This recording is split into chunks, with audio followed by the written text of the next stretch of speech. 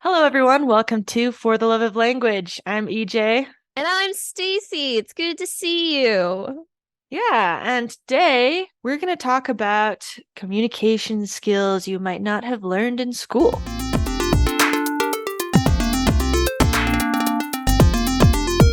Yeah, this is I was telling EJ before we were recording, this is something that's just like been in my periphery because as a teacher, educator, person, this is something that's within my wheelhouse, something that I have been kind of like affiliated with and talked about just like within academia of like what kinds of skills would have been really helpful to know and learn about in high school or just, school in general before you got out into the world. And because EJ is more on the professional side of things and I'm more on the academic side of things, I'm going to turn it over and say, "Hey EJ, what is one skill that like you really had to like work on as an adult, like a communication skill as an adult that you had to work on that you didn't learn in high school?" Okay, so there's a bunch of different things I could say to this, but I think the main things that stand out to me are probably networking Mm-hmm. and just operating in a team. Yeah. Because when I was in school, you had like the occasional team project, right? Mm-hmm. Where usually you end up with a team where there's like a few people that care about the project, someone who really doesn't give a damn and like Yeah. hardly contributes. And then everybody else is doing everything to submit whatever you have to do. But all you'd have is that single project that you work Yeah. on together, and then you never work with that same group again. Versus in the real world, at least with my experience in software, you have a team that you're working with potentially for years. Like, yeah, Yeah. teams might mix up here and there depending on what company you work with, but you might be working with the same individuals for years if you are, lucky enough to stay at a company that you like for a long time. And that really changes the dynamic of teamwork and means that you do have to approach it a little bit differently than maybe that one-off school project where maybe everybody has a role and you split stuff up and then it's done and you move on. Yeah, yeah. No, I know exactly what you mean because I mean like even in like college where things were a little bit more consistent or like as I leveled up so to speak and the pool of people that I was around got like smaller because it was people within like my major and stuff. You still only saw those people occasionally and you never really worked with those people directly unless it was like on a specific project, and even then it was still like, oh, I'll work with you on this project and you on that project and this and that. So you like that consistency is super rare. And I definitely agree with you. There are like team dynamics that we just don't talk about. I mean, maybe they talk about them in like business schools, but like not everybody's going to business school, especially all of I these definitely didn't. universities. Yeah, especially universities that are cranking out like computer science majors. They're not sending them to like Hmm.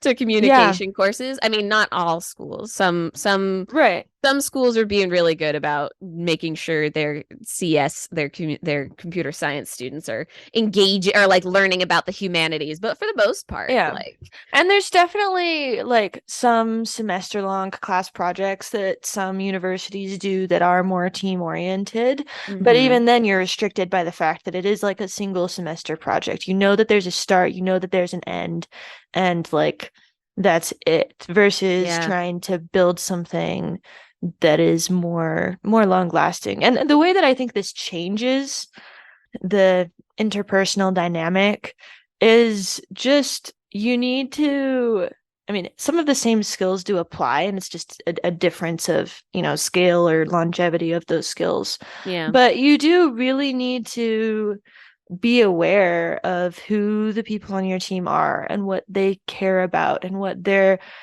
goals are, not with just with the project that you're working on at the moment, but also their personal goals. So yeah, in software, I would know, especially as a manager, I would know what the goals of the different people on my team were. Like maybe someone wanted to become more familiar with back end stuff, maybe multiple people wanted to become more familiar with backend stuff, but on the current project, there's really only one backend person needed. And so you end up with a little bit more like negotiation and like, hey, I know that you really want to work on this. You'll definitely be able to review this for the other person. And then the next time that we have a project come up, I'll make sure that we switch off and you get this slot. And so you just have a little bit more of that almost a negotiation and just really needing to Yeah. understand who your teammates are so that everybody can enjoy being on the team in the long run. Like you don't want Yeah. people to work with you and then because they worked with you want to like quit, which is Yeah. less of an issue when you're just like in a semester long course. Like, yeah, maybe they Right. hate you, but they know that Right. they're But not they going to know stick that, around. yeah, they know that their time is up and it's going to be fine and everything is going to work out and because they'll just never see you again. And that is true for like 97% of the people I worked with, like in university. I just never saw them again. There's one person that he and I are like the bestest of friends still, and we talk relatively frequently. But that again, that's one person amongst the many that I worked with in university. But like even at university, it is advantageous, like you were saying, to like understand a person's goals and mindset going into a project. So even like within academia, it's like, well, what are you trying to get out of this? Like, why are you taking this class? What is your motivation for being here? And some people are like, I gotta get a grade. And other people are like, I'm really invested in this subject. And it's like, how do you balance the I'm just here for the grade and I'm really invested in this subject in like a project?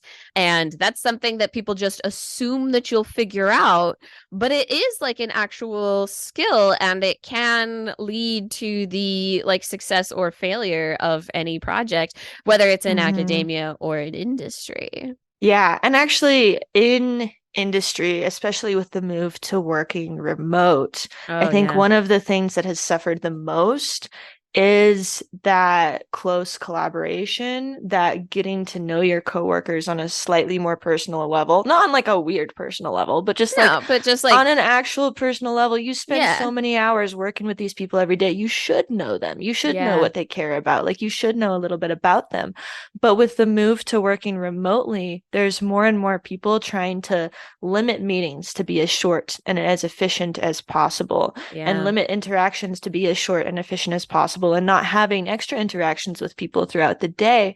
And then you really lose that human component that is necessary for people to enjoy their jobs and to be motivated. Yeah, I mean, I 100% agree because you see something similar on the academic side of stuff too. Like I personally as like a teacher, an educator, all of this stuff, I hate online classes. I hate them so much because you're not connecting with the material, you're not connecting with your students, and Mm-hmm. because of that the material is not getting learned as well.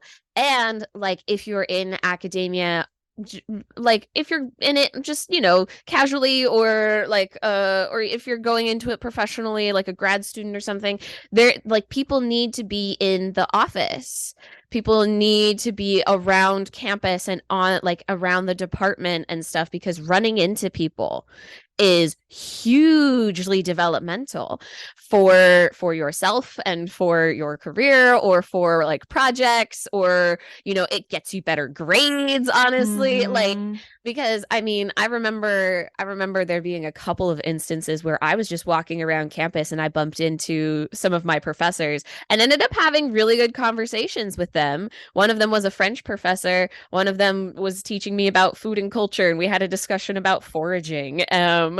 And like both of those, like I remember those were like really important, and I did better in those classes because I had this external connection, because I was able to bump into people. Same with like, Mm-hmm. as I got more advanced in like my linguistics classes, I was around the department more and I was able to bump into professors and talk to them about just like normal everyday stuff. But that's where you learn about like people's motivations and things like that. That's where you build those like connections connections is not just online or like in the moment, it's outside of those meetings or those classes or whatever.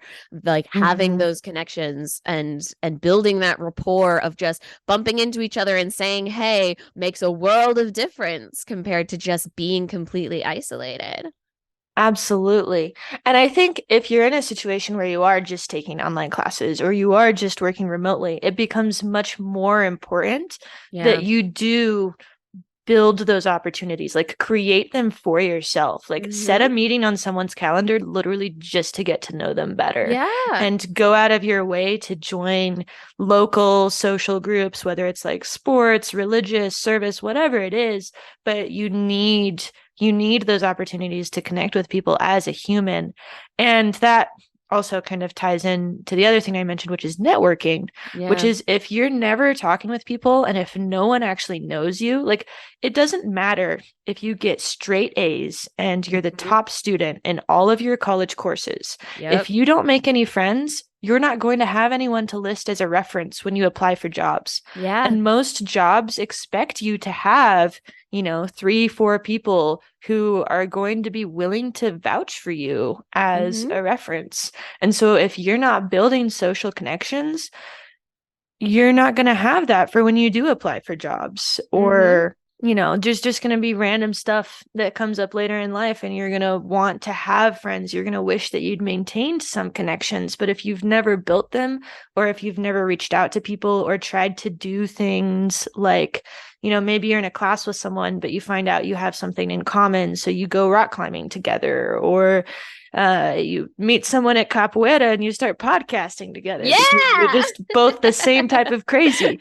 Like you need to build those connections, Yeah. like both for yourself and your career as well as like Just so in you can be general. human. Yeah, exactly. No, building those connections is essential, and a lot of our beautiful, wonderful guests that we've had here on the podcast are because of the different connections that EJ and I have both had, and have people we've brushed shoulders with throughout the years.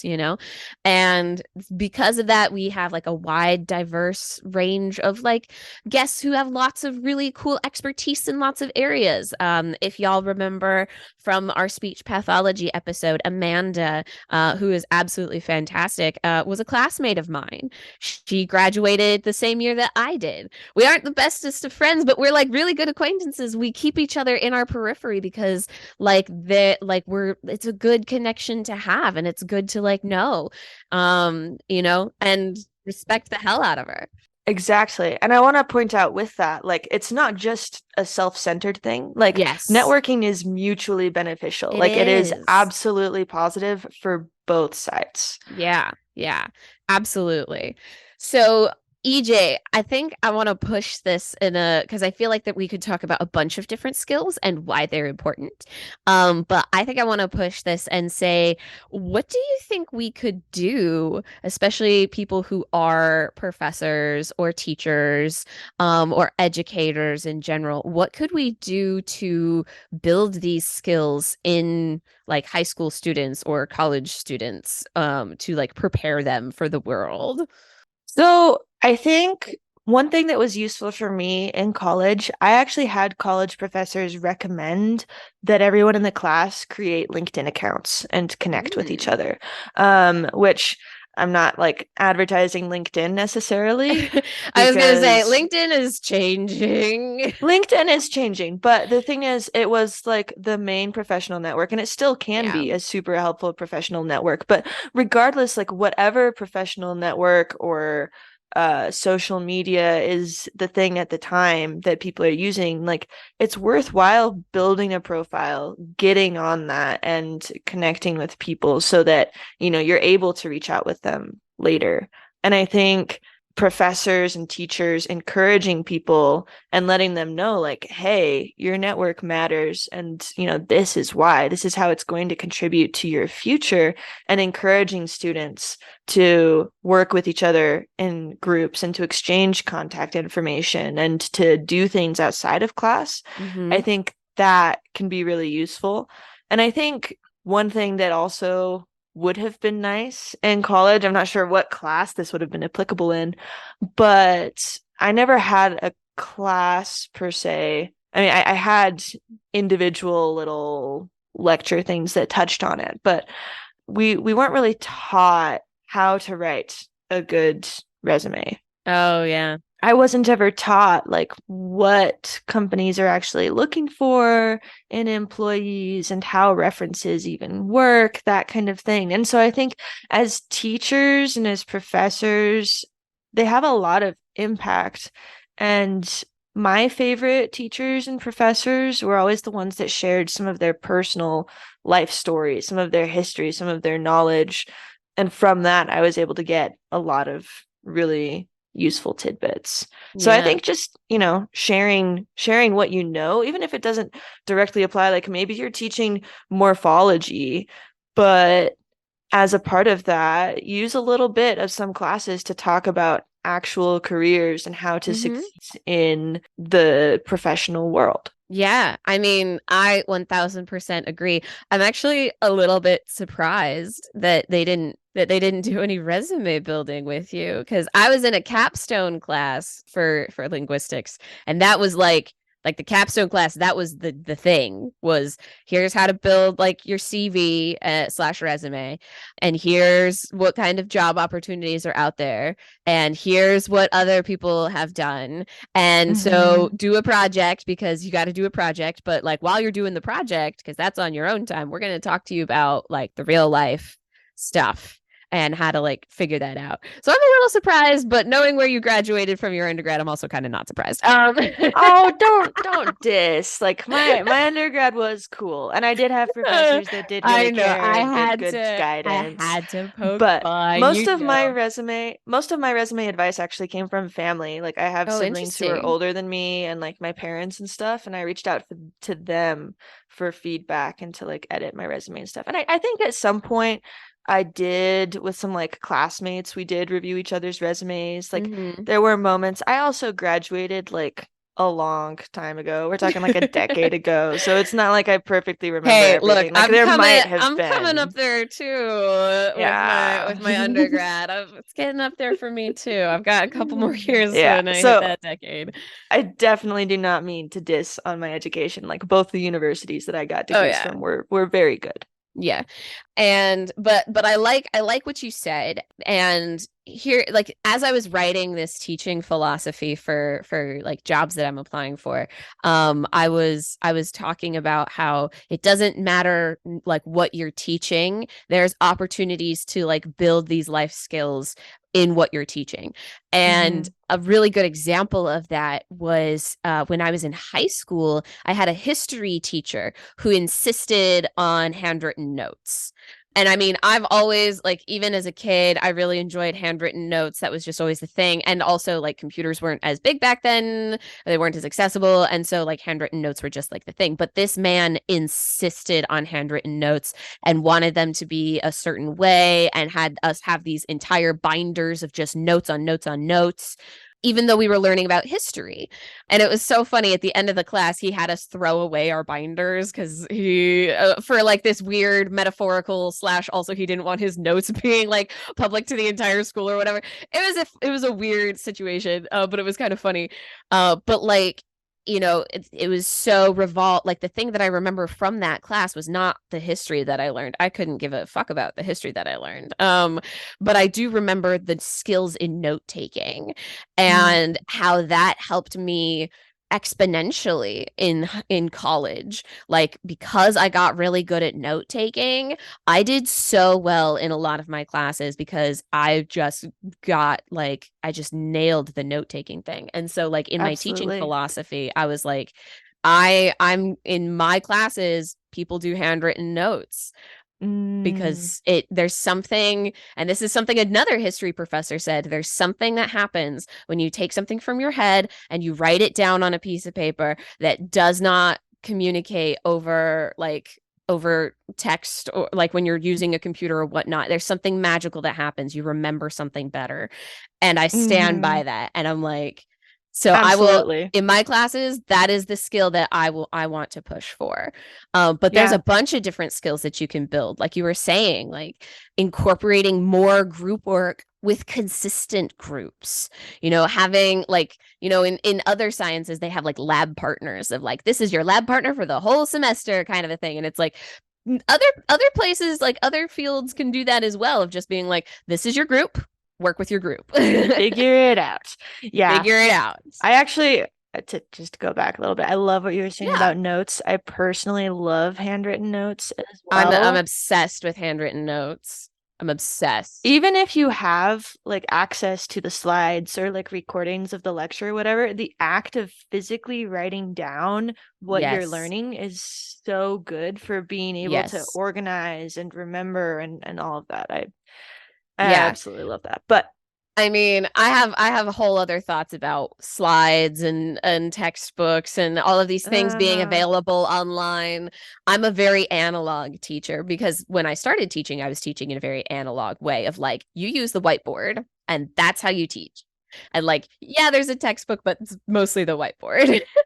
right? And don't just think like we're super old school. Like we I'm in my 20s. I'm of the youths. Like when I was in college, like when I was in undergrad, I had access to my laptop and I was allowed to use my laptop in class, but more often than not, I personally chose not to Mhm. because I knew that doing handwritten notes would help me out more than whatever was on whatever had online access, Yeah. like I just knew that that was going to be better for me.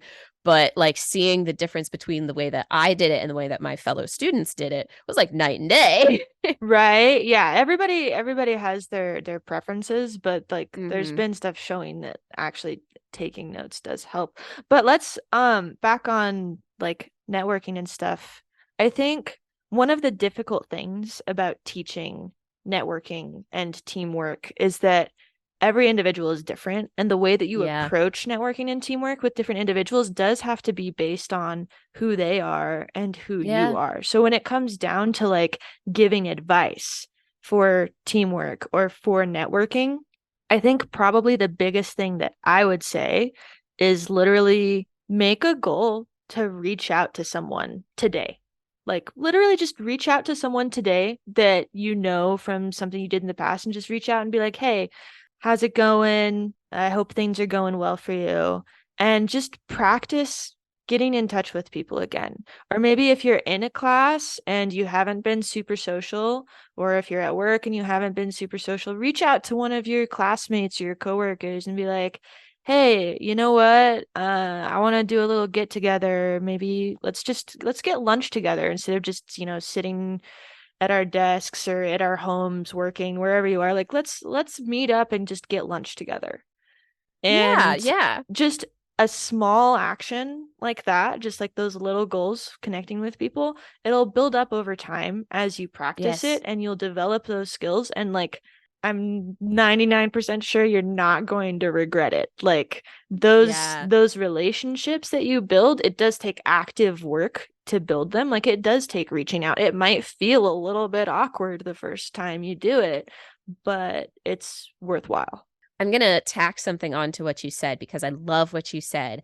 And the way that you can improve these connections is, of course, by reaching out, but the way that you build connections is by asking questions. And I guess this is the more like linguistic part of our episode today, but like the reason, like the way that people connect is by asking questions about each other.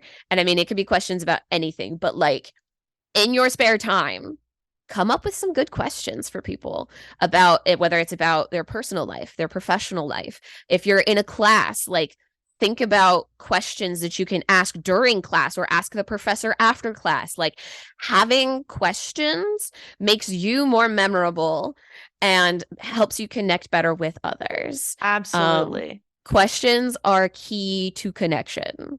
I totally agree. I think connections and then also little things that you can do to help other people or to offer Yeah. help to other people, like those are great ways to connect. Yes. But with questions, especially Yes. what you're doing is you're expressing interest in the other person. and in their life. And everybody loves to talk about themselves. Like, everybody does. Everybody loves to feel cared about. And so, and obviously there's some questions you're not going to start a conversation with, like, hey, how do you feel about your religion?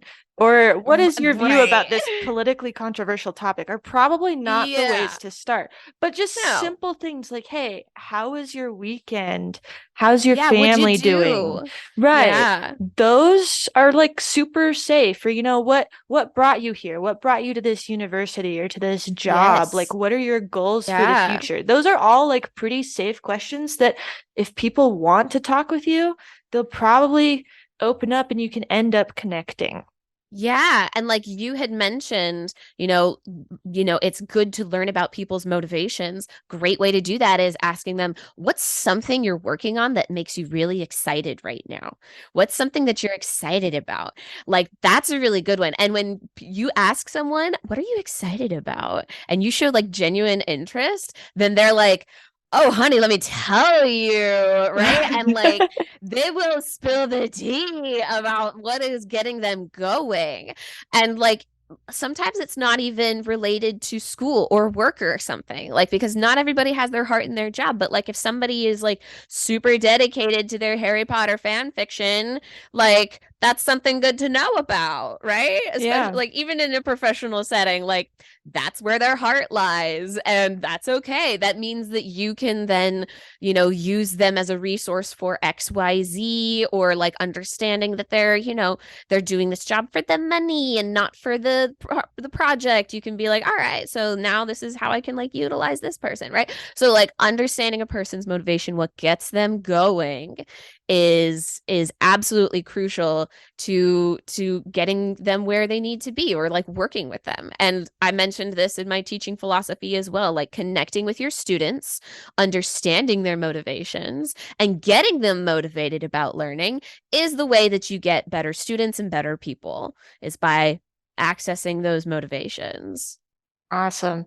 Well, I think that was a good conversation about I think so too. Yeah, teamwork and networking and communication. And we might come back more to just general communication and questions and conversation in the future. I think that might be an interesting topic.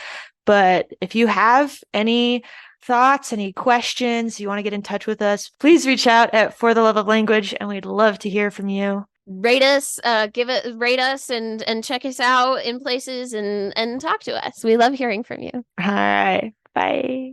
Bye.